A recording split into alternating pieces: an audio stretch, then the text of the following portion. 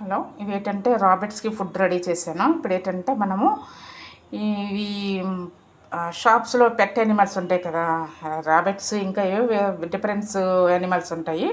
అయితే నేను రాబిట్స్కి ఇస్తున్నాను అనమాట. ఇలాగ రాబిట్స్కి మనము ఇవ్వడం వల్ల ఏంటంటే వాటికి కొద్దిగా ఈ సమ్మర్ కదా, ఈ సమ్మర్లో ఏంటంటే ఈ వేడికి మనమే తట్టుకోలేక ఈ వాటర్ ఎక్కువగా జ్యూసులు అవి ఎక్కువగా తాగుతుంటాం. వాటికి అవి షాప్స్ వాళ్ళంటే వాళ్ళు పెడతారు కానీ ఎక్కువగా కేర్ తీసుకోరు కదా. అందుకని మనం ఇలాగ ఇచ్చామంటే వాటికి కూడా హెల్ప్ అవుతుంది.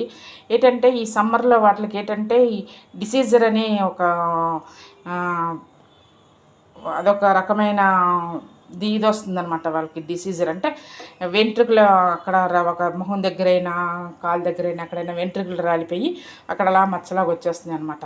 అలాంటప్పుడు వాళ్ళు ఏం చేస్తున్నారంటే వాటికి పెట్ యానిమల్స్కి ఏటో జబ్బు చేసిందనేసి వాళ్ళు దూరంగా ఉంచడం, వాటికేమో సరిగ్గా ఫుడ్ పెట్టకపోవడం చేస్తున్నారు. అందుకని ఇలాగే ఈ సమ్మర్లోని మామూలు ఎప్పుడైనా ఇవ్వచ్చు. సమ్మర్లో ఇలాగ మనం కీరా, ఇంకా నేను కీరా తెప్పించలేదు, కీరా తెప్పిస్తున్నాను.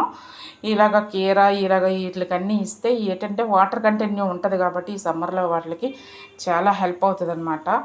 మనము అలాగా హెల్ప్ చేస్తే అవి కూడా ఆరోగ్యంగా ఉంటాయి. లేదంటే వాటికి కూడా చాలా ఈ సమ్మర్ వేడి అసలే వాటికి వేడి ఎక్కువ, వేడిని తట్టుకొని అవి ఉండలేవన్నమాట.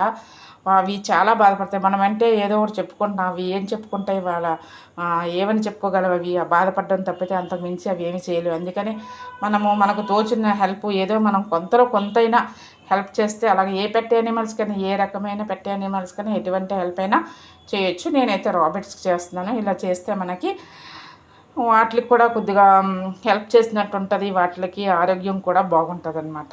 వాటి హెల్త్ కూడా బాగుంటుంది. అందుకని మనం ఇలాగా పెట్ యానిమల్స్కి మనకు తోచినంత చేస్తే అవి కూడా హ్యాపీగా ఉంటాయన్నమాట.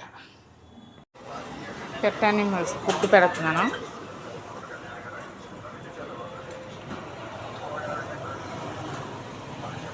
రాబిట్స్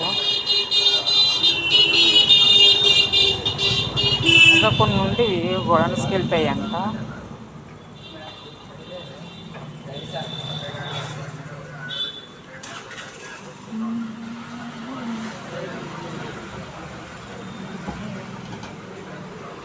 ఫిష్ అక్వేరియం కూడా ఉంది. ఫిష్ అక్వేరియం లోన కూడా చాలా ఉన్నాయి. ఇంకా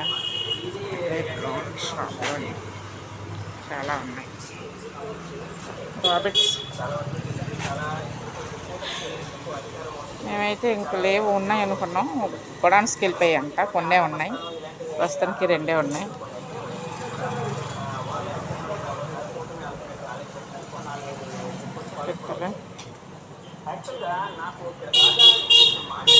ఓకే, థ్యాంక్ యూ. ఇలాగ ర్యాబిట్స్ బయటికి తీసుకొచ్చి ఇలా ఫుడ్ కూడా బయట పెడతా ఉంటాం.